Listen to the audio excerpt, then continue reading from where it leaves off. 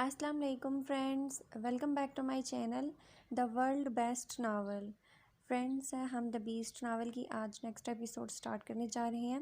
شاید یہ اس کا سیکنڈ لاسٹ ایپیسوڈ ہو، تو ہم ناول سٹارٹ کرتے ہیں۔ جہاں وہ اس سے پہلے رہتا تھا وہاں وہی جیلر اکثر لڑکیوں سے بدتمیزی کرتا تھا، اور شاید آج اس معصوم کی باری تھی۔ جان صرف ترس کھا سکتا تھا، لیکن غصہ حد سے بڑھ چکا تھا۔ اس نے قسم کھائی تھی کہ جیل سے نکلنے کے بعد سب سے پہلے وہ اس شخص کو اس کے انجام تک ضرور پہنچائے گا۔ کافی دیر چیخو پکار کی آواز آتی رہی اور دوسرا لڑکا بے چینی سے اس سے سوال کرتا رہا۔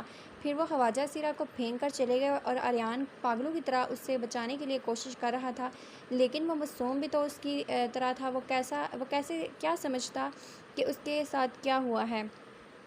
اسے آریان میں اپنا آپ نظر آیا۔ نہ جانے کیا سوچ کر اس نے آریان کو وہاں سے بھاگنے کی آفر کی، لیکن اسے اپنے آہ سے زیادہ اس لڑکے میں دلچسپی تھی۔ وہ اپنے آپ سے پہلے اسے بچانا چاہتا تھا۔ جان نے اسے منع کرنا چاہا کیونکہ وہ اس زخمی لڑکے کو اپنے ساتھ لے کر نہیں جا سکتا تھا اور اس کی حالت بتا رہی تھی کہ وہ زندہ نہیں بچے گا، لیکن آریان باضد تھا۔ اسی لیے جب وہ لوگ وہاں سے بھاگے تو آریان نے اسے اپنے کندھے پر اٹھا لیا۔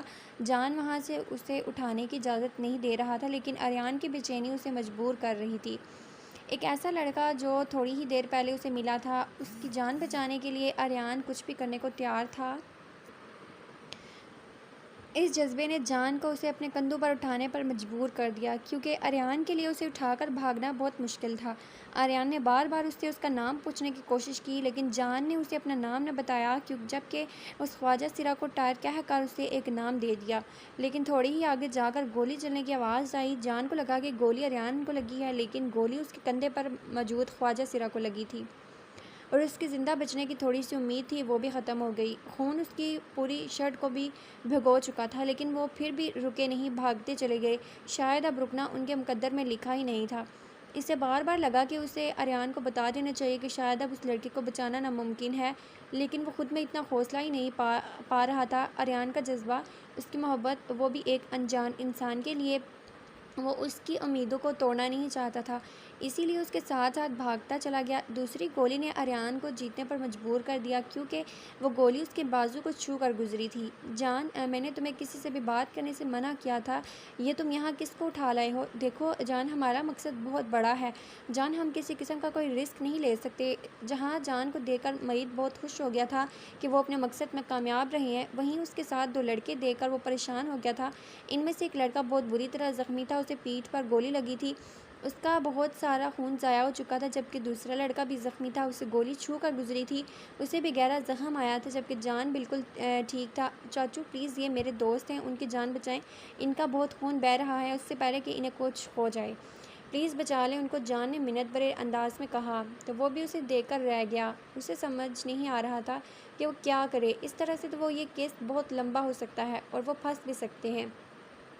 ایسے میں صرف اس کا ایک ڈاکٹر دوست ہی اس کی مدد کر سکتا تھا، جو کہ خفیہ طور پر پہلے ہی ایک 12 سالہ لڑکے کا علاج کر رہا تھا، اور یقیناً وہ اس بچے کا بھی علاج کر دیتا۔ وہ 12 سالہ بچہ اس کی کزن کا بیٹا تھا، اس کی کزن کا ریپ ہوا تھا، جس کے نتیجے میں وہ بچہ اس دنیا میں بے نام گھوم رہا تھا۔ اس شخص نے اس بچے کو اپنا نام دینے کے بجائے گولی مار دی تھی، اور پچھلے 3 مہینے سے وہ کوما میں تھا، اور وہ اس کا علاج کر رہا تھا کیونکہ وہ خود اس لڑکے سے محبت کرتا تھا، اور وہ اس کی منگیتر بھی تھی اس لڑکی سے، لیکن شادی ہونے سے پہلے ہی اس کے ساتھ یہ حادثہ پیش آ گیا، اور وہ پورے 13 سال اپنی اولاد کے لیے لڑتی رہی، لیکن اسے انصاف نہ ملا۔ اب اس بچے کا دنیا میں کوئی نہیں تھا، تو وہ خود ہی اس بچے کا علاج کرنے کی کوشش کر رہا تھا۔ مرڈر کیس پر لمبے کیس چلتے ہیں، اس لیے وہ خفیہ طور پر یہ کام کر رہا تھا۔ یقیناً اس کے لیے بھی وہ ضرور کچھ نہ کچھ کرے گا۔ اب وہ خواجہ سرا بچے کو ہی لے جانے کا ارادہ رکھتا تھا، لیکن وہ آریان اور جان کو بھی اس طرح چھوڑ کر نہیں جا سکتا تھا، اس لیے وہ ان دونوں کو بھی اپنے ساتھ اس کے گھر لے گیا۔ معید، میں تیری مدد کرنا چاہتا ہوں، لیکن جانتا ہے یہ اتنا آسان نہیں ہے۔ اگر میں اس بچے کو اپنے گھر پہ رکھ بھی لوں تو مجھے بہت ساری چیزوں کی ضرورت ہوگی۔ جہاں تک مجھے لگ رہا ہے اس بچے کا ریپ ہوا ہے، اور دوسری بات یہ کہ جتنے اچھے سے اس کا علاج ایک ہاسپٹل میں ہو سکتا ہے، اتنے اچھے سے گھر پر نہیں کرتا۔ یہ جیل سے بھاگے ہوئے قیدی ہیں، اگر میں پکڑا گیا تو میرا ڈاکٹر لائسنس چھین لیا جائے گا، میں برباد ہو کر رہ جاؤں گا یار۔ وہ اسے اپنی مجبوری بتاتے ہوئے کافی پریشان لگ رہا تھا۔ معید بھی اس کی مجبوری کو اچھے سے سمجھ رہا تھا، لیکن مسئلہ ایک بچے کی جان بچانا تھا۔ تو مجھے بس یہ بتا کہ تو مجھے کن چیزوں کی ضرورت پڑے گی، میں کیسے بھی ارینج کر لوں گا، لیکن پلیز یار اس بچے کی جان بچا لے، یہ بہت معصوم ہے اور اوپر سے اس کے ساتھ ظلم ہوا ہے۔ یار میں تجھے کچھ نہیں دے پاؤں گا، لیکن اللہ تجھے بہت کچھ دے گا، اس معصوم کی جان بچا لے یار۔ اریان کی پٹی باندھ کر اسے اور جان کو کچھ فاصلے پر کرسی پر بٹھایا گیا، جبکہ وہ اپنی بحث میں مصروف تھی۔ اس نے اچھے سے ٹائر کو چیک کر لیا تھا، وہ سب سمجھ چکا تھا، لیکن وہ اس کی مدد کیسے کریں اسے سمجھ نہیں آ رہا تھا۔ مطلب کہ وہ یہ چاہتا تھا کہ وہ گھر میں ہی اس کا بھی علاج کرے، جس طرح سے وہ طاقت کر رہا تھا۔ یار مجھے کچھ سمجھ نہیں آ رہا، ٹھیک ہے میں اس بچے کو اپنے گھر رکھ لیتا ہوں، لیکن اس بچے کے لیے تجھے ہر وقت یہیں پر رہنا ہوگا، مجھے کسی بھی چیز کی ضرورت پڑ سکتی ہے، اس کے علاج میں اچھا خاصا وقت اور پیسہ چاہیے، اور ابھی تو میرے پاس نہیں ہے۔ ڈاکٹر زاہد نے اسے اپنی مجبوری بتائی۔ ہاں ٹھیک ہے، میں ہر وقت یہیں پر رہوں گا، تو بالکل فکر مت کر، تجھے جس چیز کی ضرورت ہوگی میں تجھے لا کر دوں گا۔ اس نے زاہد کو یقین دلایا تو وہ اس کا علاج کرنے پر راضی ہو گیا۔ ڈاکٹر زاہد اپنی پوری کوشش کر رہا تھا اور اس انجان بچے کی جان معید بچانا چاہتا تھا۔ وہ اریان اور جان کو لے کر اسی کے پاس رہنے لگا۔ یہاں 2 بچوں کا علاج چل رہا تھا۔ تاہم چارے کو تو اتنی گولیاں لگی تھی اور ڈاکٹر زاہد کو یقین تھا کہ وہ اسے بچا نہیں پائے گا، لیکن وہ پھر بھی کوشش کر رہا تھا، اور ایسی ایک کوشش کو ٹائر کے لیے بھی کر رہا تھا جس کا سارا جسم بے جان ہو چکا تھا۔ 1 ہفتے سے وہ خود کو ماتا، صرف اس کا دل کام کر رہا تھا، باقی اس کے جسم کا کوئی بھی حصہ کام نہیں کر رہا تھا، جبکہ دوسری طرف تا کا یہ حال تھا کہ دل پر لگنے والی گولی کی وجہ سے اس کے دل کی دھڑکن کی رفتار دن بدن کم ہوتی جا رہی تھی، کسی بھی پل اس کی دھڑکن رک جانی تھی۔ ڈاکٹر زاہد دونوں کے لیے ایک جیسے جذبات رکھتے تھا، وہ ان دونوں بچوں کو بچا لینا چاہتا تھا، لیکن ایسا ممکن نہیں تھا۔ وہ دونوں سارا وقت ہی ٹائر کے پاس بیٹھے رہتے۔ پرسوں ہی ٹائر کو ہوش آیا، وہ ان دونوں سے بات کرنے کی کوشش کرتا تو نہ تو وہ اپنا ہاتھ ہلاتا نہ پیر، اور نہ ہی اسے کچھ کھایا پیا جا رہا تھا۔ اس کی ریڑھ کی ہڈی بالکل بے جان ہو چکی تھی۔ زاہد اس کی جان بچانے میں کامیاب تو رہا تھا، لیکن اس کی زندگی کسی کام کی نہیں تھی، اب اس نے ساری زندگی یوں مزدوری میں گزارنی تھی۔ اس کے سونے کے بعد جان اور اریان دونوں باہر چلے گئے، جبکہ معید زاہد کا شکریہ ادا کرنے کمرے میں آیا تو اس کی نظر تا کے بے جان وجود پر پڑی۔ کیا اس کی حالت میں کوئی سدھار نہیں ہے؟ اس نے ہمدردی سے پوچھا تو زاہد نے نام میں سر ہلایا۔ نہیں یار، اس کا دل بالکل کام کرنا چھوڑ چکا ہے، کبھی بھی اس کی موت ہو سکتی ہے۔ مجھے افسوس ہے میں ہمیرا کو انصاف نہیں دلا پایا، میں نے سوچا تھا کہ میں اس بچے کی جان بچا لوں گا، لیکن دیکھو نا میں ناکامیاب رہا۔ 13 سال پہلے ہماری شادی ہونے والی تھی، میں اور ہمیرا دونوں بہت خوش تھے، اور اس حادثے کے بعد اس نے مجھ سے شادی کرنے سے انکار کر دیا۔ وہ ماں بننے والی تھی، پورے خاندان نے اسے چھوڑ دیا، تب بھی میں اس سے شادی کے لیے تیار تھا، لیکن اس بچے کی خاطر اس نے مجھے چھوڑ دیا۔ میں نے اس سے کہا تھا اس بچے کو دنیا میں مت لاؤ، یہ نام بے نشان ہے، لیکن اس نے میری بات نہیں مانی۔ اس نے کہا کہ یہ بچہ بے گناہ ہے، یہ اللہ کا دیا ہوا تحفہ ہے، اور وہ تحفے کو کبھی ضائع نہیں ہونے دے گی۔ اور پھر وہ خود ختم ہو گئی، اور آج اللہ کا دیا یہ تحفہ بھی ضائع ہو رہا ہے۔ زاہد کے لہجے میں دکھ تھا، لیکن تکلیف تھی، اس محبت کے کھو جانے کا افسوس تھا اسے۔ زاہد، شاید اللہ نے اس کی زندگی اتنی ہی لکھی تھی۔ معید نے اسے حوصلہ دیا۔ ہاں شاید، لیکن میں تم سے ایک بات شیئر کرنا چاہتا ہوں، پلیز میری بات ہے غلط مطلب نکالنا میری ہاں بتاؤ تم کیا کہنا چاہتے ہو، معید نے کہا۔ پتہ نہیں کیا تم سوچو گے، لیکن میں صرف ایک بات کہہ رہا ہوں، یہ جو بچہ ٹائر ہے وہ کبھی بھی اپنے پیروں پر دوبارہ کھڑا نہیں ہو سکتا۔ اس کا جسم پوری طرح بے جان ہو چکا ہے، صرف اس کا دل ہی کام کر رہا ہے، اور اس حالت میں وہ بھی زیادہ وقت تک جی بھی نہیں سکے گا، لیکن اگر ہم اس کا دل ٹرانسفر کر کے تا کو دے دیں تو ہم ایک بچے کی جان بچا پائیں گے۔ میرا مطلب ہے دونوں کو کھونے سے بہتر ہے کہ ہم ایک کی جان بچا لیں۔ خیر، یہ بات صرف میں نے سوچی ہے، اور میں صرف تم سے اپنے دل کی بات شیئر کر رہا ہوں، پلیز غلط مطلب مت نکالنا۔ میں جانتا ہوں یہ بچہ تمہارے لیے بہت اہم ہے، اور باہر چلتے ہیں، بچے انتظار کر رہے ہوں گے۔ معید کے اچانک خاموش ہو جانے پر زاہد نے بات بدل دی اور اسے لے کر باہر چلا گیا۔ جب آہستہ ٹائر اپنی آنکھیں کھول کر اپنے ساتھ ہی دوسرے بیڈ پر لیٹے اس وجود کو دیکھا، جو کہ ایک مکمل وجود تھا، اس کی طرح ادھورا نہیں۔ اسے تو یہ دنیا، یہ معاشرہ ایسے بیمار ہی دے گا، تو کیوں نہ وہ مرنے سے پہلے اسے ایک زندگی دے دے۔ وہ تو بیکار تھا، نکارا، لیکن اس کا دل کسی دوسرے کے سینے میں دھڑک سکتا تھا، کسی دوسرے کی جان بچا سکتا تھا۔ وہ اپنی ہی سوچوں میں ایک نظر تا کو دیکھ کر مسکرایا۔ ہاں، جو دل میں آئے وہ کرو، ہمارا ہی دماغ خراب تھا جو تمہیں بچا کر یہاں لے آئے، اس لیے تمہیں نہیں بچایا تھا کہ ہم نے یہاں آकर شہنشاہ ایران بن جاؤ۔ بے وقوف انسان، ہر انسان کے پاس ایک ہی دل ہوتا ہے، اور اگر وہ بھی اس سے لے لیا جائے تو وہ انسان مر جاتا ہے۔ جان غصے سے کہتا اسے مسلسل سمجھانے کی کوشش کر رہا تھا۔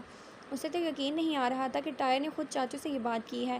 میں جانتا ہوں جان کہ ہر انسان کے پاس بس ایک ہی دل ہوتا ہے جس کے بغیر وہ زندہ نہیں رہ سکتا، اور اس وقت وہ تا کے پاس نہیں جو میں اسے دینا چاہتا ہوں۔ وہ سمجھانے کی کوشش کرنے لگا لیکن اسے سمجھانا کون چاہتا تھا؟ نہیں ہے تو ہم کیا کریں؟ ساری دنیا کا ٹھیکہ لے رکھا ہے کہ ہم نے، بس اب کوئی فضول بکواس نہیں کرے گا تو چاچو کے سامنے۔ وہ ڈاکٹر انکل کا کچھ لگتا ہے ہمارا اس سے کوئی تعلق نہیں ہے، اور تم زندہ بچ گئے ہو، بہت جلد تم ٹھیک بھی ہو جاؤ گے۔ آریان نے اسے سمجھانا چاہا۔ تم ٹھیک کہہ رہے ہو آریان، میں زندہ بچ گیا ہوں، شاید کبھی نہ کبھی ٹھیک بھی ہو جاؤں گا، لیکن میں اپنے اندر کی اس کمزوری کا کیا کروں گا جو کبھی ٹھیک نہیں ہو سکتی۔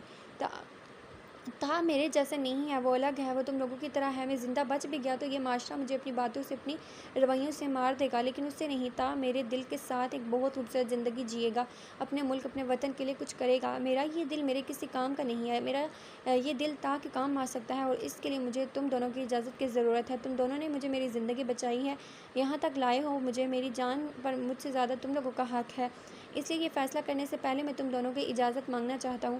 میں نے ڈاکٹر انکل اور معید انکل سے بات کر لی ہے اور انہیں سمجھا بھی لیا ہے، وہ دونوں میری مجبوری کو سمجھ بھی چکے ہیں۔ تم لوگ بھی سمجھو۔ کیسے سمجھیں ہم؟ ہاں بتاؤ کیسے سمجھیں؟ تمہیں پتہ ہے جب انسان مر جاتا ہے، وہ دنیا سے غائب ہو جاتا ہے، اس کا نام و نشان نہیں رہتا۔ اس کے بعد پر آریان تو تڑپ ہی اٹھا۔ ایک ہفتہ پہلے جب انہیں پتہ چلا تھا کہ ٹائر ٹھیک ہو جائے گا، وہ زندہ بچ گیا، کتنے خوش تھے وہ دونوں، اور اب وہ اپنے ہاتھوں سے اپنی جان لینے پر تلا تھا۔ کیوں نہیں رہے گا میرا نام و نشان؟ کیا تم لوگ مجھے یاد نہیں رکھو گے؟ کیا بھول جاؤ گے تم دونوں مجھے؟ اگر آج میں یہاں مر گیا تو کیا تم لوگ مجھے کبھی نہیں یاد کرو گے؟ میرا کوئی نہیں ہے جان جو مجھے یاد کرے، مجھ سے پیار کرے۔ مجھے پیار تم دونوں نے دیا ہے آریان، اور مجھے پتہ ہے اگر میں مر گیا نا تو بھی تم لوگ مجھے بھولو گے نہیں۔ مجھے یقین ہے کہ تم لوگ زندگی کے ہر قدم پر مجھے یاد رکھو گے نا؟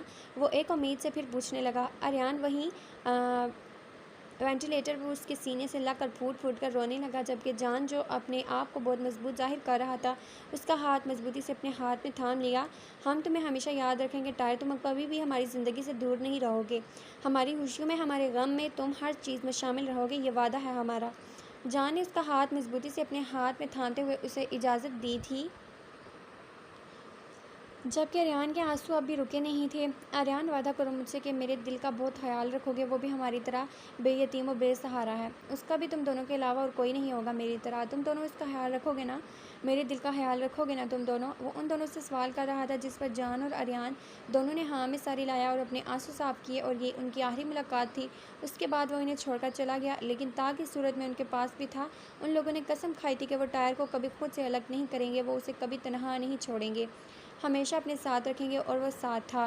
ہاں ٹائر اس کہانی کا وہ کردار تھا جس کا کوئی وجود نہیں۔ ٹائر چلا گیا لیکن تھا ہمیشہ کے لیے، لیکن اب ان کے پاس تا آ گیا۔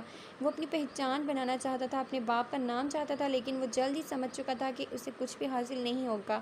اس کا دل چاہتا تھا کہ وہ اس شخص کو جان سے مار دے جو اس کی ماں کو برباد کرنے کے بعد اسے اپنا نام دینے کے لیے بھی تیار نہیں تھا، لیکن وہ کچھ بھی نہیں کر سکتا تھا۔ معید نے اسے سمجھایا کہ وہ اپنی پہچان بنا سکتا ہے، اسے اس شخص کے نام کی ضرورت نہیں ہے، وہ اپنے ملک کے لیے کچھ کر کے بھی اپنا نام بنا سکتا ہے۔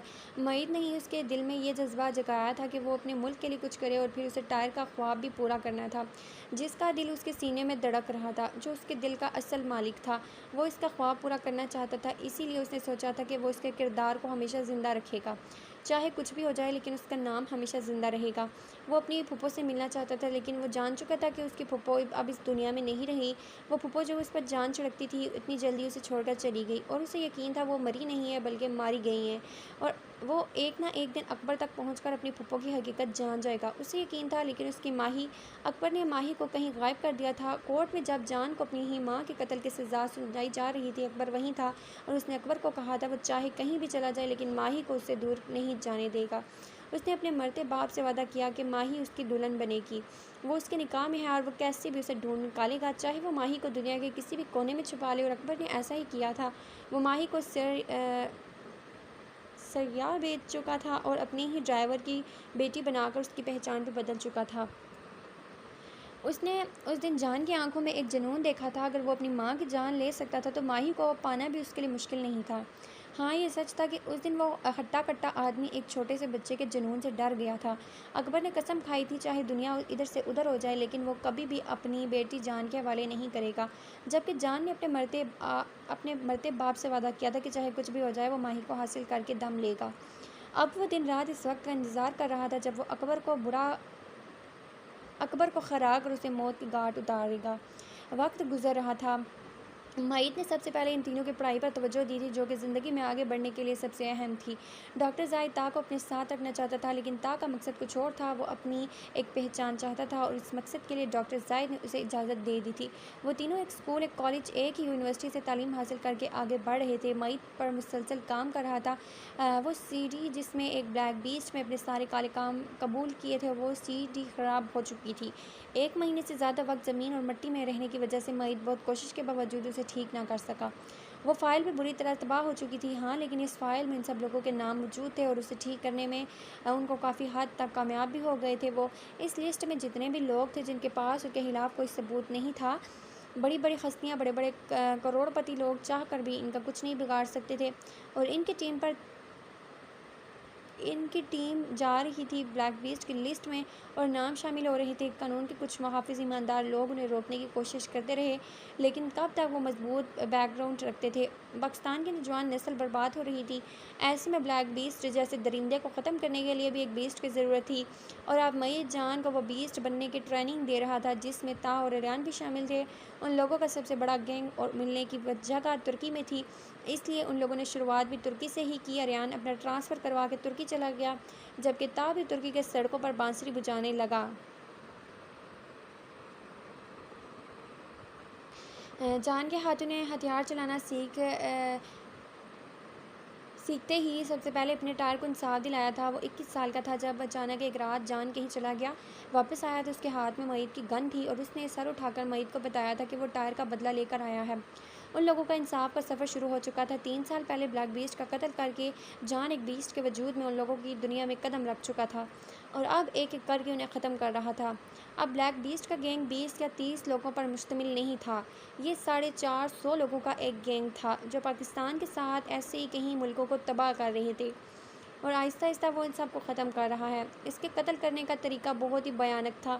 وہ لوگوں کے جسم سے ان کے ضروری حصے نکال کر اپنی بنائی ہوئی ایک ٹرسٹ، جس کا نام دوست فاؤنڈیشن تھا، میں دیتا تھا، اور یہ فاؤنڈیشن اس نے اپنے دوست ٹائر کی یاد میں بنائی تھی۔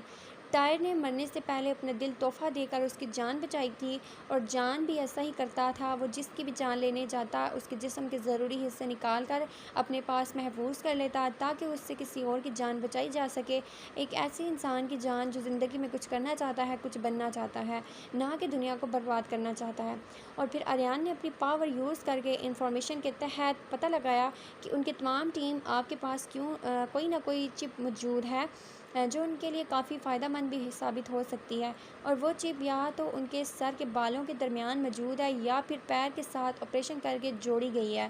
یہی وجہ تھی کہ کبھی کبھار ان کو گنجا کر کے مارنا پڑتا۔ ہاں، وہ تو ترس نہیں کھاتا، اس کے ملک کا دشمن لڑکا ہے یا لڑکی، اسے کوئی فرق نہیں پڑتا تھا۔ اور پھر جب وہ ترکی چلا آیا تو اسے یہاں ایک عام شہری بن کر رہنا پڑا۔ یہاں وہ طا کو جانتا تھا اور نہ ہی آریان کو، اس لیے وہ اکثر اسے ٹائر کے روپ میں آ کر ملتے، جہاں وہ 3 نہیں بلکہ 4 دوست مل کر باتیں کرتے، انجوائے کرتے اور اپنے مقصد کو پورا کرنے کی پلاننگ کرتے۔ 20 سال کی عمر میں اسے پتہ چل چکا تھا کہ ماہی کہاں ہے۔ اکبر نے اسے دور کرنے کی بہت کوشش کی تھی، لیکن اس کے باوجود بھی جان نہ صرف اس تک پہنچ چکا تھا، بلکہ وہ تو ہر رات اس سے ملنے جاتا تھا۔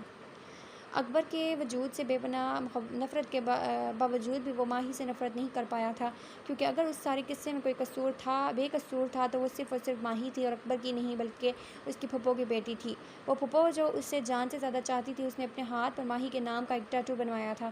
وہ ہر لمحہ ماہی کے ساتھ رہتا تھا، ایک انجان سائے کی طرح۔ ماہی کو کبھی محسوس بھی نہ ہوا کہ کوئی اس کے اتنے قریب ہے، اور پھر اس نے اپنی ماہی کو پا لیا، اور اب وہ اپنے مقصد میں کامیابی کے بہت قریب آ چکا تھا۔ اس کی لسٹ میں صرف ایک نام بچا تھا، اور وہ نام تھا اکبر خان کا، جسے وہ سب سے زیادہ دردناک موت دینا چاہتا تھا۔ وہ ڈائری لکھنے کا شوق نہیں تھا، لیکن وہ لکھتا تھا اپنی زندگی کے کچھ اہم پہلو کے بارے میں، اپنے احساسات بیان کیے تھے، وہ جو دنیا سے چھپا کر رکھا تھا، وہ لفظوں میں اس نے اپنی ڈائری سے شیئر کیا تھا۔ وہ لمحہ جب اس نے پہلی بار اپنے باپ کی وردی پہن کر اس احساس کو محسوس کیا کہ وہ ایک پاکستانی ہے، وہ لمحہ جب وہ کامیاب ہوا اور ایک سیکرٹ ایجنٹ بن گیا اور انکوائنٹر اسپیشلسٹ تھا، ایک کور آفیسر جس سے اجازت حاصل تھی کہ وہ اپنے ملک کے کسی بھی دشمن کو بنا دوسری سانس لینے کا موقع دیے ختم کر دے۔ اس ڈائری میں الفاظ کی بہت کمی تھی، لیکن ان چند لفظوں میں ہی ماہی اس کی زندگی کی ساری حقیقت سمجھ گئی تھی۔ وہ کہتا تھا، جب تمہیں سچ پتہ چلے گا تم فخر کرو گی مجھ پہ خود، لیکن جانا کیا فخر کرتی؟ اسے تو شرم آ رہی تھی کہ وہ اکبر جیسے غدار کی بیٹی ہے، اور جان وہ خود کو اس سے نظریں ملانے کے قابل نہیں سمجھتی تھی۔ وہ آنسو بہاتی زمین پر بیٹھی تھی جب وہ دروازہ کھول کر اندر داخل ہوا۔ اس نے سامنے دیکھا تو جانا زمین پر بیٹھے دروازے کی طرف دیکھ رہی تھی۔ وہ آہستہ آہستہ قدم اٹھاتا اس کی جانب بڑھا۔ صبح سے یہیں بیٹھی ہو یا کچھ کھایا پیا بھی ہے؟ دیکھو ڈارلنگ، تمہارا غصہ مجھ پر جائز ہے، لیکن کھانا پینا چھوڑ دینا بے وقوفی ہے، اور پھر تم مجھے چیلنج بھی کر چکی ہو کہ تم مجھے جیل کے سلاخوں کے پیچھے بھیجو گی، اور اس کے لیے تمہیں محنت کرنی پڑے گی، لڑائی کرنی پڑے گی۔ اتنی آسانی سے تو تم مجھے جیل کے سلاخوں کے پیچھے نہیں بھیج پاؤ گی۔ میرے گناہ ثابت کرنے کے لیے تم نے بہت محنت کرنی ہے، اور اس کے لیے تمہارا اندر تک طاقت ہونا چاہیے۔ سو کھانا کھا لو، پھر لڑائی جھگڑا شروع کر دینا۔ میں تمہارے لیے کھانا بنا کر گیا تھا، لیکن یقیناً تم نے کچھ نہیں کھایا، تمہاری شکل بتا رہی ہے۔ وہ اس طرح سے روتے دھوتے تم میرا کچھ بگاڑ نہیں سکتی۔ آئی میری بات سمجھ میں؟ وہ مسکرا کر بہت محبت سے اسے بات کر رہا تھا۔ یقیناً اسے اندازہ بھی نہیں تھا کہ وہ اس کی ڈائری کو پڑھ چکی ہے۔ اٹھو زمین سے، یہ اوپر صوفے پر بیٹھو، میں تمہارے لیے کچھ کھانے کے لیے لاتا ہوں۔ وہ اس کا بازو تھام کر کسی صوفے پر بیٹھا چکا تھا۔ وہ بنا کچھ بولے اس کے ساتھ صوفے پر بیٹھ گئی۔ کیا بات ہے، آج میری شیرنی بالکل بھی لڑائی کے موڈ میں نہیں لگ رہی؟ کیا آج اپنے آواز بھی نہیں سنائی؟ وہ جیسے منت کر رہا تھا۔ تم بہت برے ہو، آئی ہیٹ یو، میں کبھی تم سے بات نہیں کروں گی، میں تمہیں کبھی پیار نہیں کروں گی، اور تمہارے ساتھ ہنی مون پر بھی نہیں جاؤں گی۔ تم بہت زیادہ برے ہو رہے ہو۔ اتنا کچھ اکیلے سہتے رہے، مجھ سے اپنی تکلیف شیئر تک نہیں کی تم نے۔ کیا میں اس قابل بھی نہیں تھی کہ تم مجھے اپنے دکھ میں شریک کر سکتے؟ وہ اس کے سینے پہ اپنے نازک ہاتھوں کے مکے مارتی اس کے سینے سے لگ کر پھوٹ پھوٹ کر رونے لگی۔ جان پہلے حیرانگی سے سنتا رہا، پھر اس کی نظر زمین پر پڑی ڈائری پر گئی اور وہ سمجھ گیا۔ تم موقع ہی نہیں دے رہی تھی، کیسے بتاتا تمہیں جانا؟ میں تمہیں اپنی زندگی کے کسی بھی پل سے انجان نہیں رکھنا چاہتا تھا۔ یہ میری مجبوری تھی، جسے آج میری ڈائری پڑھ کے تم نے ختم کر دیا۔ اس ڈائری میں نے اپنی زندگی کے چند اہم لمحات لکھے تھے، لیکن اس ڈائری کے آخری صفحے پر تم نے جو پڑھا وہ سچ ہے۔ میری زندگی کا ایک مقصد ہے، اور وہ مقصد اکبر خان کو اس کی زندگی سے رہائی دینا ہے۔ جتنی نفرت میں تمہارے باپ سے کرتا ہوں، اتنی مجھے شاید دنیا میں کسی سے نہیں ہے۔ وہ شخص قاتل ہے، میرے باپ کا اور میری پھپھو کا۔ اس شخص نے مار دیا ہے تمہاری ماں کو، اور اب میں اس سے بدلہ لوں گا، اپنے باپ کا بھی اور تمہاری ماں کا بھی، اور اس میں تمہیں میرا ساتھ دینا ہوگا۔ میرا ساتھ دو گی نا جانا؟ وہ بہت آس سے اسے پوچھ رہا تھا۔ میں ہر قدم پر تمہارے ساتھ ہوں جان، لیکن اس شخص کو بار بار میرا باپ کہہ کر مجھے مزید شرمندہ نہ کرو۔ وہ صرف میرے ملک کا غدار ہے، وہ باپ کہلانے کے لائق نہیں ہے، اور جتنی نفرت تم مجھ سے کرتے ہو اس سے شدید اتنی ہی میں بھی اس سے ہو گئی ہوں۔ اس نے تمہارے بابا اور میری ماما کو اس لیے مار دیا کیونکہ وہ اپنے ملک سے محبت کرتے تھے، اپنے ملک کو بیچ نہیں سکتے تھے اس کے جیسے، اور پھر مجھے تم سے دور کر دیا۔ انہوں نے کبھی مجھے احساس نہیں دلایا کہ وہ میرے بابا ہیں۔ جان، میں کبھی اس شخص کو سمجھ نہیں پائی، لیکن میں اللہ کی بہت شکر گزار ہوں جس نے وقت رہتے مجھے میری آنکھیں کھول دیں، اور اب میں تمہارا ساتھ دوں گی۔ تم اپنے آپ کو تنہا مت سمجھنا، میں تمہارے ہر فیصلے میں تمہارا ساتھ دوں گی۔ تم جو کہو گے میں وہی کروں گی، لیکن ایک سوال میرے دماغ میں جو ہے مجھے بہت کنفیوز کر رہا ہے۔ جان، وہ کچھ کہتے کہتے اچانک بات بدل گئی۔ ہاں بتاؤ، کون سی بات کرنی ہے؟ جان، مجھے سمجھ نہیں آ رہا کہ تمہاری یہ ڈائری عائشہ کے پاس کیسے گئی، اور عائشہ یہ ڈائری سنبھالنے کے لیے مجھے کیوں دے گئی؟ اور ہاں، ریشما اور عائشہ نے تمہیں قتل کرتے ہوئے دیکھا تو ان لوگوں نے مجھے کیوں نہیں بتایا کہ تم ہی بیسٹ ہو؟ ملک کے محبت جانا، یہ بڑے بڑے انسان کو بدل دیتی ہے۔ کہنے کو عائشہ اور ریشما اس ملک کی پیدائش ہیں، لیکن ان کے سینوں میں پاکستان کا دل دھڑکتا ہے۔ میں عائشہ کے سامنے کچھ نہیں کرنا چاہتا تھا، لیکن وہ خبیث انسان اس وقت عائشہ کے فلیٹ میں تھا جو کہ میرا اگلا شکار تھا، اور اسے اسی رات ختم کرنا میرا مقصد تھا۔ اس رات مجھے عائشہ کے سامنے وہ سب کچھ کرنا پڑا، لیکن تب میں نے ماسک پہنا ہوا تھا، عائشہ نے مجھے پہچانا نہیں۔ پھر وہ تمہارے ساتھ میرے فلیٹ میں آئی مجھ سے ملنے کے لیے۔ اس دن اسے مجھ پر شک ہو گیا تھا، اور پھر اس کا شک یقین میں بدل گیا جب میں اسے ڈرانے تمہارے ہاسٹل چلا گیا۔ اس دن میں بس یہ چاہتا تھا کہ تم کسی بھی طرح مجھ سے دور نہ چلی جاؤ، بس اس لیے مجھے یہ قدم اٹھانا پڑے گا، ورنہ تمہاری دوست کو ڈرانا میرے کام میں شامل نہیں تھا۔ لیکن عائشہ بہت بہادر تھی، وہ ڈرنے کے بجائے میرے پیچھے آنے لگی، میرے لیے ثبوت اکٹھا کرنے لگی، یہاں تک کہ ایک دن عائشہ اپنے ایک دوست کے ساتھ میرے فلیٹ میں، اور تمہیں پتہ ہے اس دن وہ میری ڈائری چرا کر لے گئی تھی، اور تمہیں پتہ ہے اس دن اس کے ساتھ آنے والا کون تھا؟ میرا یار تھا۔ میرے دوست نے اس کی مدد کی تھی وہ ڈائری چرانے میں، کیونکہ میں عائشہ کو نقصان نہیں پہنچا سکتا تھا، اس لیے میں نے فیصلہ کیا کہ میں اسے حقیقت بتاؤں گا۔ اس میں میرے اور تمہارے نکاح کے بارے میں سب لکھا ہے، اور اس کے بعد میرے مشن کے بارے میں بھی ایک عائشہ کو پتہ چل چکا تھا کہ میں ایک سیکرٹ ایجنٹ ہوں اور یہاں کسی مشن پر کام کر رہا ہوں۔ پھر کیا تھا، ملک کی محبت نے انگڑائی لی اور عائشہ نے سب کچھ اپنے سینے میں دفن کر لیا، لیکن اسے ڈر تھا کہ یہ نہ ہو کہ وہ ڈائری تا اور اریان کے ہاتھ لگ جائے، اس لیے وہ ڈائری چھپانا سب سے بہتر اسے تمہارے پاس لگا اور وہ ڈائری تمہارے حوالے کر گئی، جبکہ اس بات کی تو اسے خبر بھی نہیں تھی کہ اریان اور تا دونوں میرے دوست ہیں اور اس کیس کا اہم ترین حصہ ہیں۔ جان نے مسکراتے ہوئے بتایا تو جانا اسے دیکھ کر رہ گئی، جبکہ اس کی حیرانگی پر جان اس کی مسکراہٹ مزید گہری ہو گئی تھی۔ مطلب کہ اریان بھائی بھی تمہارے اس کیس کے بارے میں جانتے تھے، اس لیے اس رات مجھے پیٹرول پمپ کے نکلنے سے منع کر رہے تھے تاکہ وہاں تم جاؤ اور مجھے واپس لے جاؤ، اور میں اریان بھائی پر یہ سوچ کر یقین کر رہی تھی کہ وہ میرا ساتھ دیں گے۔ اور عریشہ وہ جانتی تھی؟ جانا اپنی بے وقوفی پر پریشان ہوتی اس سے پوچھنے لگی۔ نہیں، وہ معصوم بالکل بے گناہ ہے، وہ لوگ اپنے نقصان پر اریان کو نقصان پہنچانا چاہتے تھے، وہ اپنا غیر قانونی مال واپس چاہتے تھے جس کی وجہ سے وہ عریشہ پر اٹیک کرنے کا سوچ رہے تھے۔ یہ بات مجھے پتہ چل گئی اور پھر جو شخص میرا اگلا شکار تھا وہی عریشہ پر حملہ کرنے والا تھا، تو مجھے یہ کام اس کے سامنے کرنا پڑا اور اس کے لیے میں بہت پچھتایا، کیونکہ اسے عریشہ کو کافی نقصان اٹھانا پڑا۔ اس چیز کی مجھے بہت شرمندگی بھی ہے۔ اگر اس دن اس کو کچھ ہو جاتا تو شاید میں کبھی اپنے آپ کو معاف نہیں کر پاتا۔ جانا وہ سچ میں بہت شرمندہ تھا، اور اس کے بعد عائشہ نے یہاں بھی میری مدد کی کہ عریشہ کو سب سچ بتایا اور اس کے بعد اس نے بھی میرا ساتھ دیا۔ اس کے علاوہ ایک اور چیز بھی ہے جو تم نہیں جانتی، اور وہ یہ ہے کہ تا کو دیکھ کر تمہیں لگا کہ تم نے اسے کہیں پہلے بھی دیکھا ہے، لیکن تم ٹائر اور تا میں کبھی فرق نہیں کر پائی۔ خیر، یہ بات تمہاری سہیلیاں بھی نہیں جانتی، وہ مسکراتے ہوئے بتا رہا تھا، جبکہ جانا کو تو جھٹکا لگا۔ وہ کافی دیر خاموشی سے اسے دیکھتی رہی۔ مطلب صرف یہی ایک بات تھی جو وہ نہیں جانتی، صرف میں ہی تھی جو ان سب باتوں سے انجان تھی، یہاں تک کہ میرے دوستوں کو بھی سب پتہ تھا، صرف میں ہی بے وقوف تھی۔ وہ بڑے مزے سے سارے کارنامے بتا رہا تھا۔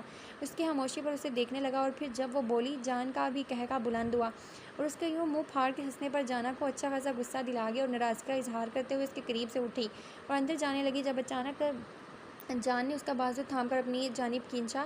ارے میری جانے من، تو ناراض ہو گئی؟ جانو، میں تمہیں پہلے دن ہی بتا دینا چاہتا تھا، لیکن میری مجبوریوں اس کو سمجھنے کی کوشش کرو۔ عائشہ کی عزت اور عشفہ کی جان خطرے میں نہ ہوتی تو یہ بات کبھی بھی وہ لوگ بھی نہیں جان پاتی، اور جہاں تک بات تمہاری ہے تو تم تک کسی خطرے کو پہنچنے سے پہلے اسے جان کا مقابلہ کرنا ہوگا۔ تم تک کسی مصیبت کو نہیں آنے دوں گا، لیکن فی الحال تو اس مصیبت کو جھیلو جسے اتنے دنوں سے خود سے دور کر رکھا ہے۔ وہ کہتے ہوئے بنا اسے کچھ کہنے کا موقع دیے اس کے لبوں پر جھک گیا۔ اس کے انداز میں اتنی شدت تھی کہ جانا بوکھلا کر رہ گئی۔ بے اختیار ہی جانا کے ہاتھ اس کی شرٹ پر مضبوط ہو گئے۔ جانا کی سانسیں رکنے لگی، لیکن جان شاید پچھلے تمام دنوں کا حساب بے باک کر رہا تھا۔ جانا کی حالت کی پرواہ کیے بغیر وہ اپنی تشنگی مٹا رہا تھا۔ اس کی دیوانگی سے گھبرا کر جانا اس کے سینے پر ہاتھ رکھ کر دور کرنا چاہا، لیکن یہ بھی ممکن نہیں تھا۔ وہ جانا کو مزید خود کے قریب لے آیا، ان کے درمیان کوئی فاصلہ نہیں تھا، جس کے جنون کے آگے جانا بے بس ہو گئی۔ اسے لگا شاید اب وہ دوسری سانس نہیں لے سکے گی، پھر اچانک جان اس سے الگ ہو گیا۔ میں تمہیں تکلیف نہیں دے سکتا، لیکن پچھلے کچھ دن میں ایسا ہی محسوس کر رہا تھا۔ جانا اسے غصہ دیکھتی گہری سانسیں لے رہی تھی۔ وہ نرمی سے ایک بار پھر سے اس کے لبوں پر جھکا، لیکن اس بار انداز میں شدت نہ تھی۔ وہ بہت محبت سے اس کے لبوں کی نرماہٹ کو محسوس کر رہا تھا۔ جب جانا اس کے سینے پر ہاتھ رکھ کر کچھ فاصلے پر ہوئی اور مدہوش سے اس کی جانب آیا، جب جانا نے اسے دور رہنے کا اشارہ کیا، وہیں رک جاؤ، سانس لینے دو مجھے، سامنے والے پر ترس بھی کھایا جاتا ہے، کیا جان لوگے میری؟ وہ غصے سے گھورتے ہوئے بولی۔ سوری ڈارلنگ، اتنے دنوں کے بعد قریب آیا ہوں تو ہوش نہیں رہا، بٹ ڈونٹ وری، آگے احتیاط سے کروں گا، وہ شرارتی سے بولا۔ آگے سے کیا مراد ہے تمہاری؟ جانا نے گھورا۔ اب اتنی بھی کاکی نہیں ہو تم کہ ایک بات کا مطلب سمجھاؤں؟ چلو کوئی بات نہیں، کمرے میں چلو، ایک عدد گلاس دے ہی دیتا ہوں، وہ سنجیدگی سے کہتا ہوا اس کی مزاحمت کی پرواہ کیے بغیر اٹھ کر اسے لے گیا، اور اب وہ سچ میں اسے اپنی باتوں کا مطلب بہت اچھے سے سمجھا رہا تھا۔ جانا ہمیشہ کی طرح بے بس سی اس کی باہوں میں تھی، اور جان اپنے تمام دنوں کی تھکاوٹ مٹاتا اپنے آنے والے وقت کو اور مقصد کو فراموش کر کے صرف اور صرف اپنی جان کو پیار کرتا رہا۔ ان تینوں میں ایک ساتھ تہ خانے میں قدم رکھا۔ ان تینوں نے یہ ایک بہت ویران اور پراسرار سی جگہ تھی۔ وہ تینوں ایک ساتھ قدم اٹھاتے ہوئے آہستہ سے اندر آ رہے تھے۔ سامنے ایک آدمی کرسی پر بندھا بہت بری حالت میں تھا۔ اس کے جسم کا کوئی حصہ ایسا نہیں تھا جس پہ زخم نہ ہو، شاید نہیں، یقیناً اس وقت وہ خدا سے اپنی موت کے لیے دعا کر رہا تھا۔ 3 دن سے بھوکا پیاسا وہ اسی حالت میں یہاں بندھا ہوا تھا۔ وہ تینوں آگے بڑھے، جب ان میں سے ایک لڑکے نے ایک پستول اٹھا کر اس کے سامنے رکھا، جس پر اس نے دوسرے لڑکے کو بیٹھنے کا اشارہ کیا۔ کیسے ہو اکبر خان؟ یہاں کیسا محسوس کر رہے ہو؟ یقیناً تم خوش ہو گئے ہوگے، بلکہ نہیں، میں غلط بول گیا، تم نہیں، تمہاری روح بہت خوش ہوگی، جسے آج تمہارے جیسے گھٹیا شخص کے وجود سے آزادی مل رہی ہے۔ ہاں ٹھیک سنا تم نے، آج تمہاری زندگی کا آخری دن ہے۔ تمہیں پتہ ہے میں نے تمہیں 3 دن سے زندہ کیوں رکھا ہوا تھا؟ تاکہ تم محسوس کرو ان لوگوں کا درد جنہیں اپنا مقصد پورا نہ ہونے پر تم اس سے تکلیف سے دوچار کرتے ہو۔ خیر، احساس نام کی کوئی چیز تو تمہارے اندر ہے نہیں، سوچا کیوں نہ تمہیں وہی تکلیف دے کر تمہیں بتا سکوں دوسروں کو وہ تکلیف کس طرح سے محسوس ہوتی ہے۔ ویسے تمہیں زندہ رکھنے کی ایک اور وجہ بھی تھی۔ بارڈر پر ہماری فوج کے ایک نوجوان کو گولی لگ گئی تھی۔ گولی دل پر لگنے کی وجہ سے اس کا دل کام کرنا چھوڑ رہا تھا۔ ڈاکٹر اس کا دل ٹرانسفر کرنا چاہتے تھے اور اس کا باڈی سسٹم تمہارے باڈی سسٹم سے کافی زیادہ میچ کر رہا تھا۔ میں نے سوچا بیچارے کا بھلا ہو جائے گا، لیکن اتفاق سے اس شخص کو پہلے ہی پتہ چل گیا کہ تم اس کے مالک کے اس ملک کے غدار ہو، اور تمہارے جیسے ذلیل اور گھٹیا انسان کا دل لینے کے بجائے اس نے موت کو قبول کرنا بہتر سمجھا۔ اس حساب سے اب تم میرے کسی کام کے نہیں ہو، تو تمہیں زندہ رکھنا بھی میرے لیے کوئی اہم نہیں۔ تو اب تم تیار ہو جاؤ، کیونکہ میں تمہاری موت بن کر تمہارے سامنے کھڑا ہوں۔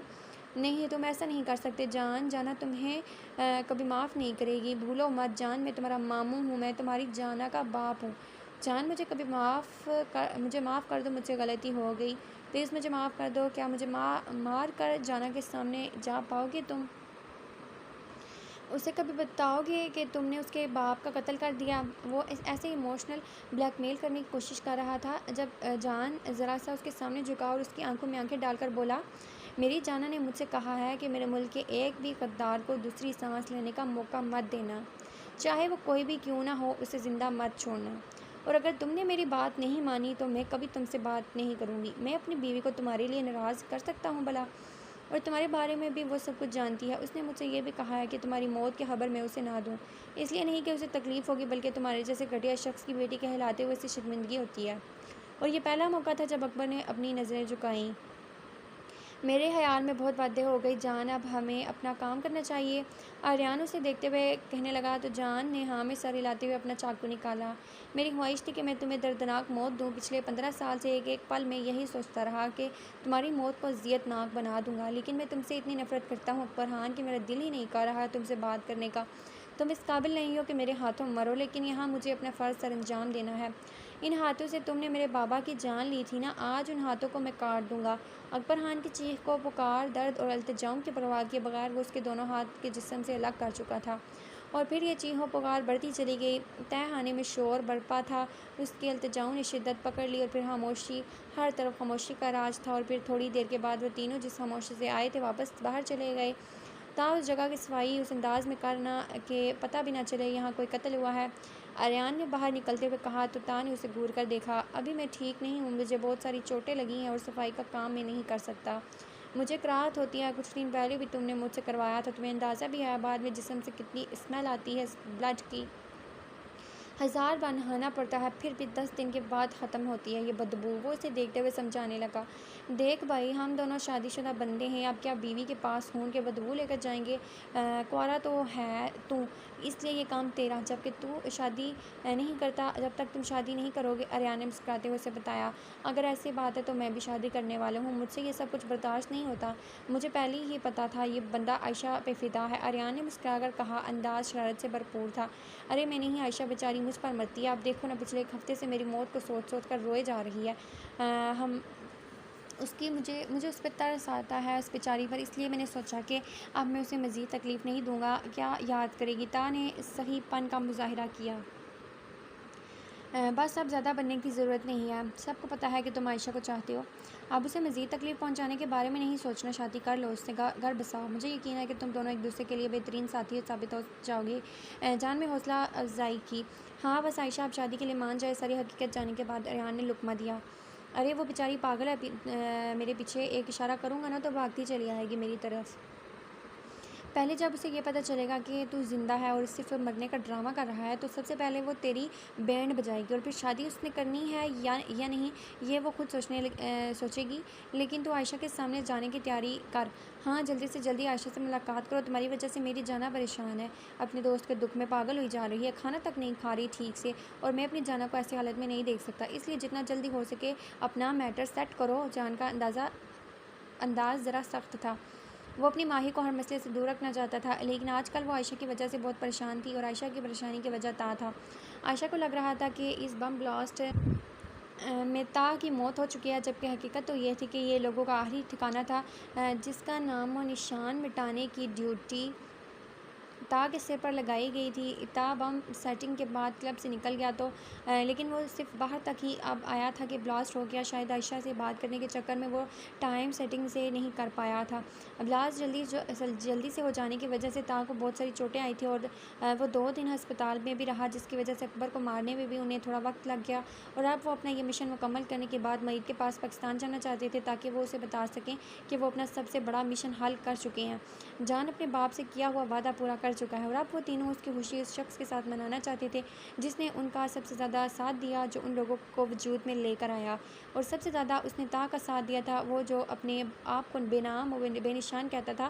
اس نے 2 چیزوں کو اپنی زندگی کا مقصد بنا لیا تھا، ایک اپنے باپ کا نام حاصل کرنا، دوسرا اپنے ملک کے لیے کچھ کرنا۔ لیکن معید چاہتا تھا کہ اس کے دل میں ایک ہی خواہش ہو، اپنے ملک کے لیے سب کچھ لٹا دینا، اس لیے معید نے اسے اپنا نام دیا تھا۔ اس کے تمام سرٹیفکیشن پر باپ کے نام کی جگہ معید بخاری کا نام لکھا تھا۔ دوسرے دن اسے پتہ چلا تھا کہ جسٹس حفیظ کرپشن کیس میں 20 سال کے لیے اندر جا چکا ہے۔ اس کی اولاد دوست کوئی اس کا ساتھ دینے کو تیار نہیں۔ پاکستان میں جسٹس حفیظ کا نام آج کل ایک گالی سے زیادہ اور کچھ نہ تھا، اور تا کو اس کے علاوہ دنیا کے سامنے اپنے ہی ملک کو بیچنے والے شخص کا بیٹا نہیں ہے۔ وہ دنیا کے لیے ایک ایسے شخص کا بیٹا تھا جو اپنے ملک کے لیے اپنی جان دینے کو تیار تھا۔ اس شخص نے اپنی آرمی تیار کی تھی۔ جان، اریان اور تا کے ساتھ مل کر اس نے ان تینوں کو اپنے بچے بنا کر پالا تھا، اور ان تینوں کو اس شخص کے بیٹے کہلانے پر فخر تھا۔ اریان سر، مجھے آپ سے کچھ بات کرنی ہے، اگر آپ مصروف نہ ہوں تو۔ رضی کو وہ کافی دن سے دیکھ رہا تھا، وہ اسے کچھ کہنے کی کوشش کرتا ہے لیکن پھر وہ ٹل جاتا۔ اکثر وہ اس کے گھر بھی آتا تھا، وہ بھی بنا کسی وجہ کے۔ اریان کو اس پر شک تو ہونے لگا تھا کہ وہ آئمہ کو پسند کرتا ہے، لیکن فی الحال وہ خاموش تھا، اس لیے اریان نے بھی کوئی بات نہ چھیڑی۔ اسے رضی پسند تھا، اسے ایک اچھا شخص تھا وہ، اور آئمہ کے لیے ایک بہترین ہمسفر بھی ثابت ہو سکتا تھا۔ رضی، میں منتظر ہوں، تم کیا کہنا چاہتے ہو؟ رضی کو پھر سے خاموش پا کر اریان نے مسکراتے ہوئے کہا۔ اس کا حوصلہ بڑھا۔ سر، وہ دراصل بات کچھ پرسنل ہے۔ رضی نے تمہید باندھی، لیکن وہ پھر سے خاموش ہو گیا۔ اریان نے مسکراتے ہوئے نفی میں سر ہلایا۔ حد ہے، بیوقوف آدمی، میری سالی کا رشتہ مانگنا چاہتے ہو؟ مجھ سے ٹھیک سے بات نہیں کر سکتے؟ وہ میری سالی بعد میں ہے، میرا دوست پہلے تم ہو، اپنی کوئی بھی بات کھل کر کر سکتے ہو۔ تم رشتہ لے آنا ڈی ایس پی سر سے، میں خود بات کر لوں گا، بے فکر رہو، انکار نہیں ہوگا۔ وہ اس کے کندھے پہ ہاتھ رکھ کر یقین سے بولا تو رضی بے اختیار مسکراتے ہوئے سینے سے لگ گیا اس کے۔ مجھے بہت عجیب لگ رہا تھا آپ اسے اس طرح سے بات کرنا، آپ کی سالی آپ کی بہنوں جیسی ہے، مجھے لگا آپ مجھ سے ناراض ہو جائیں گے۔ اس میں ناراض ہونے والی کون سی بات ہے؟ تم ایک بہترین انسان ہو، اور یقین کرو تمہیں اپنا سنڈو بناتے ہوئے مجھے بہت خوشی ہوگی۔ اریان نے مسکرا کر کہا اور اسے یقین دلایا کہ وہ رشتہ لے کر آئے گا، انکار نہیں ہوگا۔ اب اس سے ڈی ایس پی سر سے بات ہوئی تھی، اسے پتا تھا کہ عطائی امی اتنی آسانی سے یہ رشتہ نہیں ہونے دیں گی۔ ارے 2 کمرے کا مکان بنایا، اس نے کوئی محل نہیں بنا لیا کہ ہم اپنی بیٹی کا رشتہ اسے دے دیں۔ مجھے تو وہ لڑکا پہلے ٹھیک نہیں لگ رہا تھا، میرے ہوتے ہوئے اتنی بار آیا، میرے بعد تو نہ جانے کتنے چکر لگائے ہوں گے۔ میں پہلے ہی کہہ رہی تھی اس لڑکے کے پاس میری بیٹی کو مت رہنے دو، خود تو اشکیاں لڑا کے کر لی شادی اور میری بیٹی کو بھی بگاڑ دیا۔ جب سے اریان نے رشتے کی بات کی تھی تب سے تائی امی کا پارا ہائی ہو رہا تھا، وہ فوراً آئمہ کو بھی گھر بلا چکی تھی۔ بس خاموش، اب ایک لفظ نہیں کہنا میری بیٹی کے بارے میں، وہ ایسی ہرگز نہیں ہے، یہ شادی میری مرضی سے ہوئی ہے، میری پسند سے ہوئی ہے۔ بہت بکواس کر لی تم نے میری بیٹی کے بارے میں، ساری زندگی تم نے اسے صرف اور صرف تکلیف دی ہے، اور تمہاری ان رویوں کی وجہ سے میں نے اسے خود سے دور کر دیا، ورنہ میں اپنے بھائی کی بیٹی کو اپنے سینے سے لگا کے رکھتا۔ تمہاری نفرتوں کی وجہ سے اس نے گھر سے زیادہ ہاسٹل میں رہنا بہتر سمجھا، بات بات پر اسے گونگے ہونے کے طعنے تم نے دیے، اس نے اپنی اس کمی کو اتنا محسوس نہیں کیا ہوگا جتنا تم نے اسے طعنے دے کر محسوس کروایا ہے۔ یہاں تک کہ شادی کے دن تم نے اس کی شادی توڑنی چاہی، تم نے اریان کو نہیں بتایا اس کی محرومی کے بارے میں، اور اب بھی وہاں جانے کے بعد تمہارا اس کے ساتھ کیسا رویہ رہا میں سب جانتا ہوں، اور مجھے بتانے والا اریان نہیں بلکہ آئمہ تھی۔ خدا کا لاکھ لاکھ شکر ہے کہ میری بیٹی کے سینے میں تمہارے جیسی جاہل عورت کا دل نہیں ہے۔ مجھے سمجھ نہیں آتا کہ 2 بیٹیوں کی ماں ہو کر تم تیسری بیٹی جیسی بچی کے ساتھ ایسا رویہ کیسے اختیار کر سکتی ہو۔ تمہارے ان ناجائز رویوں کی وجہ سے میں نے کتنی بار کیا خود کو سخت الفاظ کہنے سے روکا، لیکن آج نہیں۔ اگر تم نے اس رشتے میں کسی بھی قسم کی کوئی مخالفت کی تھی، یاد رکھنا میں تمہیں اپنی زندگی سے اتار کر پھینک دوں گا۔ نہیں ہے ضرورت مجھے ایسی عورت کی جو نہ تو اپنی اولاد کی پرورش کر سکے اور نہ ہی کسی دوسرے کی اولاد کو محبت کے تو بول سکے۔ میں تو تمہیں اسی دن اپنی زندگی سے نکال کر پھینک دینے والا تھا جب تم نے پہلی بار ارشفا پہ ہاتھ اٹھایا، لیکن اس سال اس سے 13 سال کی بچی نے مجھ سے کہا کہ وہ یہاں سے چلی جائے گی لیکن میری تائی امی کو کچھ نہ کہیں۔ اس کے پاس الفاظ نہیں تھے لیکن احساس تھا۔ یاد رکھو بیگم، اگر آج رشوہ نہیں ہوتی تو تم بھی نہیں ہوتی۔ تم اس گھر میں اپنی اولاد اپنے شوہر پر راج کر رہی ہو تو صرف اور صرف اس یتیم بچی کی وجہ سے جس سے تم نے ہمیشہ سے نفرت کی ہے۔ وہ انتہائی سخت لہجے میں کہتے ہوئے اٹھ کر باہر چلے گئے۔ تائی امی کے پاس تو جیسے الفاظ ختم ہو گئے۔ یہ ساری باتیں انہیں کیسے پتہ چلی؟ اس کا مطلب عریشہ کی شادی کے بارے میں وہ شادی کے دن سب سے جانتی تھی لیکن پھر بھی خاموش رہی، صرف اپنی بچیوں کی خوشی کے لیے۔ اور اگر ایسے میں وہ کوئی سخت فیصلہ کر دیں تو اس عمر میں وہ کہاں جاتی؟ پچھلے دنوں میں ہی ان کی سہیلی کو اس کے شوہر نے طلاق دے دی اپنے 3 بچوں کے ساتھ۔ وہ ایک کمرے کے چھوٹے سے فلیٹ میں گزارا کر رہی تھی۔ اسے دیکھ کر ان کے دل میں کوئی نرمی کوئی احساس نہیں جاگے تھے۔ ہاں لیکن آج وہ اس عورت کی جگہ خود کو سوچتی کام پر رہ گئی۔ دور کسی مسجد سے اذان کی آواز آئی تو آواز نے انہیں اٹھنے پر مجبور کر دیا۔ وہ سجدے میں گر گر کر اللہ کا شکر ادا کرنے لگے۔ اتنی خطا کار ہونے کے باوجود بھی اللہ نے اپنی رحمت کا سایہ آپ پر بنایا ہوا تھا۔ پچھلے ایک ہفتے سے سوائے رونے کے اس میں اور کچھ نہیں کیا تھا کہ سامنے بولے گئے سخت الفاظ سے آج بھی یاد آتے تو آنکھیں اپنے آپ بھیگنے لگتی۔ ایسے میں اس کے دونوں سہیلیاں اس کا سایہ بنی، اس کے ساتھ ساتھ تھی، اس کو سنبھال رہی تھی، اس کی تکلیف میں اس کا ساتھ دے رہی تھی۔ وہ اسے باہر لے کر جاتی، اسے انٹرٹین کرنے کی کوشش کرتی، تھوڑی دیر کے لیے ہی صحیح، لیکن اسے اس کی یادوں سے نکالنے کی کوشش کرتی۔ ان دونوں کے ساتھ وہ خود کو کافی مطمئن کرتی کیونکہ وہ جانتی تھی کہ وہ اس سے بہت محبت کرتی ہیں۔ ماں اور ان دوستوں کے علاوہ اس کی زندگی میں ایک تھا ہی کون؟ جانا اس سے کل سے باہر چلنے کو بول رہی تھی اور جب اس نے اس کی بات نہیں مانی تو جانا نے کسی ہوٹل میں ٹیبل بک کروایا اور اسے میسج سینڈ کر دیا۔ ابھی سے جانا پڑ رہا تھا۔ ماما کے بار بار ضد کرنے پر مجبور ہو گئی لیکن جس ہوٹل کا ایڈریس جانا نے اسے سینڈ کیا تھا وہ ہوٹل پوری طرح بند تھا۔ وہ کچھ سوچ کر واپس جانے کا سوچ رہی تھی لیکن پلٹتے ہی اس ہوٹل میں اس کے سامنے ایک الگ ہی نظارہ پیش کر دیا تھا۔ ہر طرف لائٹنگ ہوئی تھی، رنگوں سے بھری لائٹ بھی الگ سے ماحول بنا دیا تھا۔ اس کے چہرے پر ایک پیاری سی مسکراہٹ آئی کیونکہ اب سامنے سے چلتی لائٹ آئی لو یو عائشہ شو کر رہی تھی۔ کتنی پیاری تھی اس کی سہیلیاں، اسے چند پل کی خوشی دینے کے لیے یہ سب کچھ کر رہی تھی۔ اسے اختیار جانا اور عشوہ پر پیار آیا۔